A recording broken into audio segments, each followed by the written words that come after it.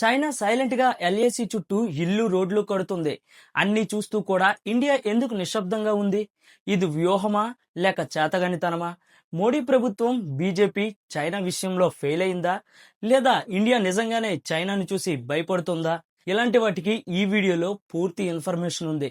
దయచేసి వీడియోను చివరి వరకు చూడండి. చైనా భారత్ సరిహద్దు దగ్గర 628 కొత్త గ్రామాలు నిర్మించింది. ఇది ఒక్క రాత్రిలో వచ్చిన మార్పు కాదు, కొన్ని ఇయర్స్ గా సైలెంట్ గా జరుగుతున్న మార్పు. లడక్ నుంచి అరుణాచల్ ప్రదేశ్ వరకు భారత్ చైనా మధ్య బోర్డర్ ఇష్యూస్ ఉన్న ప్రాంతాలకు అత్యంత దగ్గరగా ప్రజలను తీసుకొచ్చి కొత్త గ్రామాలను అభివృద్ధి చేస్తుంది. చైనా వీటిని బోర్డర్ విలేజెస్ అని పిలుస్తూ అఫీషియల్ గా చెప్పే మాట ఏంటంటే సరిహద్దు ప్రాంతాలలో నివసించే ప్రజలకు మంచి డెవలప్మెంట్ ఇవ్వాలని. కానీ ఈ గ్రామాలను చూస్తే సాధారణ గ్రామాల్లా లేవు. ప్రతి గ్రామంలో పక్కాగా వేసిన రోడ్లు, 24 గంటల విద్యుత్, satellite communications and high altitude కు సరిపోయే ఇల్లు. కొన్ని గ్రామాల్లో హెలిప్యాడ్లు కూడా ఉన్నాయి.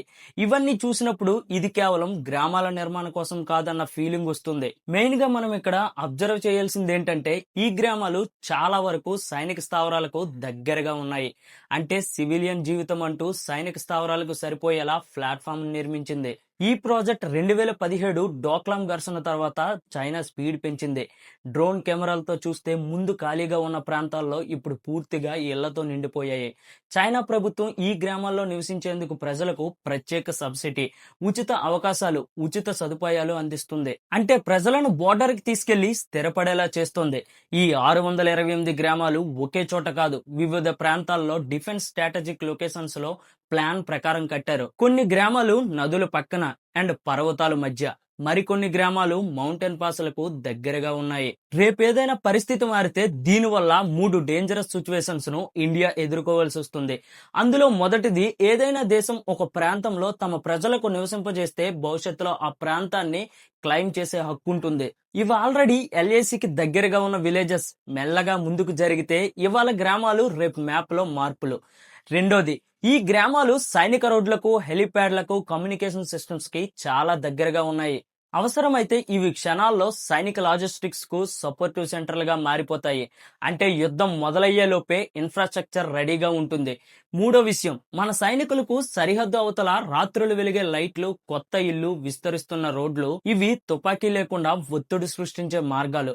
ఇది ఒక సైలెంట్ సైకలాజికల్ వార్ఫియర్. ఇక్కడే ఇండియాలో చాలా మంది ఒక ప్రశ్న వేస్తున్నారు. చైనా ఎంత చేస్తుంటే ఇండియా ఏం చేస్తుంది? ఇండియాకు చైనా అంటే భయమా? అందుకే ఇండియా రియాక్ట్ అవ్వలేదా అని. చైనా గ్రామాలు కడితే ఇండియా చూస్తూ కూర్చోలేదు. సైలెంట్ గా తన సైన్యాన్ని బోర్డర్ లో స్ట్రాంగ్ చేసింది. చైనా రోడ్లు వేస్తే ఇండియా మాటలతో కాదు, పనులతో స్పందించింది.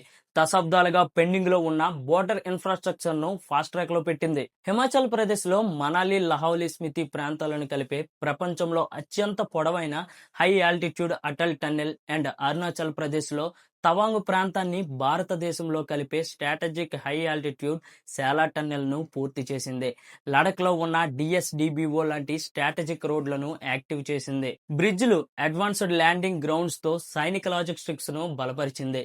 చైనా తన ప్రజలను సరిహద్దు గ్రామాలకు తీసుకొస్తే ఇండియా కూడా తన వైపు ఖాళీగా మారుతున్న గ్రామాలను వదిలేయకుండా వైబ్రెంట్ విలేజీ ప్రోగ్రాం ద్వారా లడక్ నుంచి అరుణాచల్ ప్రదేశ్ వరకు బోర్డర్ విలేజెస్ లో జీవన సదుపాయాలు, రోడ్లు, విద్య, ఆరోగ్యం, ఉపాధి అవకాశాలు కల్పిస్తూ ప్రజలను అక్కడే నిలబెట్టే ప్రయత్నం చేస్తుంది. ఇండియా సైలెంట్ గా ఉందంటే భయం కాదు, క్యాలిక్యులేషన్. ఎందుకంటే సరిహద్దు విషయంలో ఒక్క తప్పు అడుగు యుద్ధానికి దారితీస్తుంది.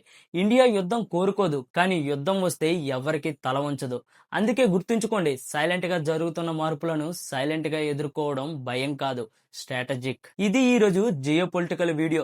మీరు నా వీడియోస్ డైలీ 5 మినిట్స్ చూస్తే ప్రతి విషయం మీద ఎంతో కొంత అవగాహన పెంచే ప్రయత్నం చేస్తాను. ఈ వీడియో మీకు ఇన్ఫర్మేటివ్ గా అనిపిస్తే ఒక చిన్న లైక్ చేయడం మాత్రం మర్చిపోవద్దు. మీరిచ్చే లైక్ నాకు మరిన్ని వీడియోస్ చేయడానికి కొత్త ఉత్సాహాన్ని ఇస్తుంది. జై హింద్.